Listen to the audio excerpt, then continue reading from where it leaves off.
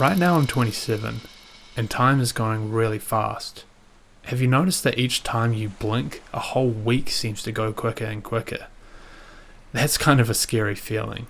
I decided I'd had enough, especially because I was doing meaningful things within my routine, but my perception of time just made it all blur together and seem meaningless.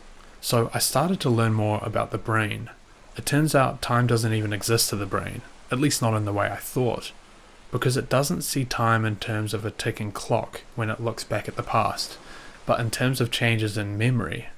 Time doesn't actually move any faster. We just stop noticing change because our memories start looking very similar.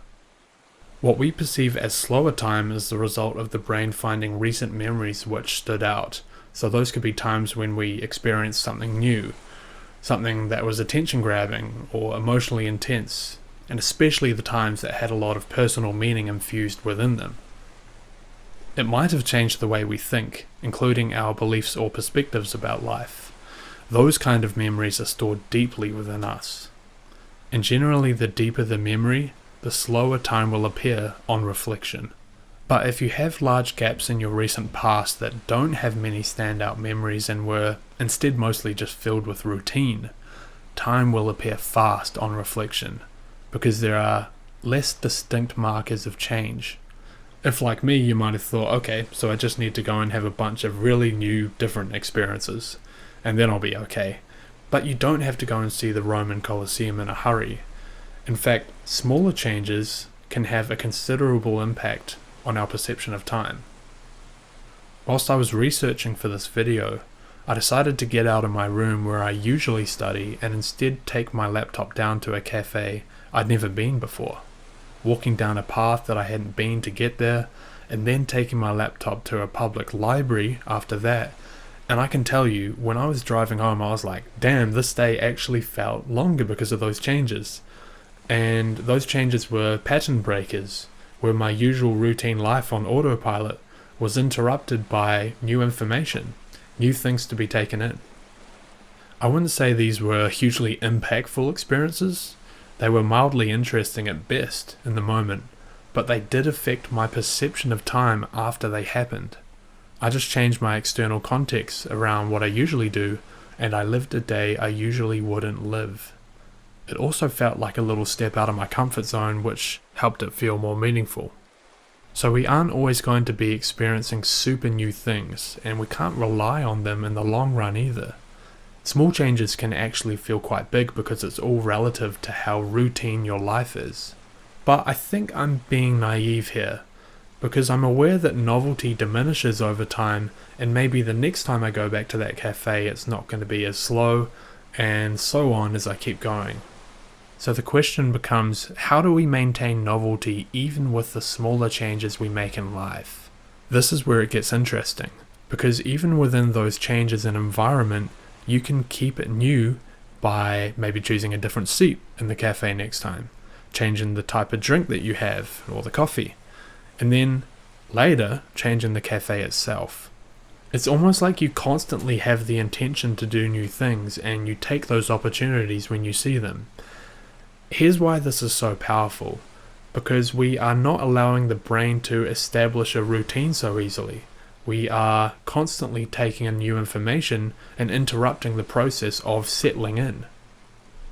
Routines are the exact thing which don't create meaningful changes in memory, so they speed up time. Which is also the reason why time speeds up as we age. We become routine and efficiency machines. And we become so efficient that a majority of our life can be just lived on autopilot. It's like the brain says, get out of my way. I know what this is, I've got it. But in that process, it feels like it can be difficult to be in the moment. So far we've talked about how time is perceived on reflection after something's happened, but we haven't talked so much about how time is perceived as something is happening. What if you're sitting in that cafe with all the stuff happening around you, but you're lost in your head and you're barely even there, or you're on your phone?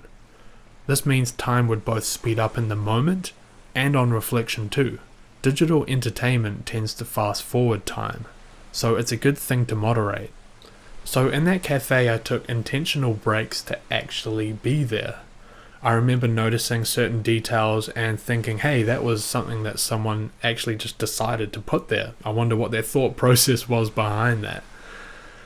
Things that usually our brain would skip over and decide that it's not useful.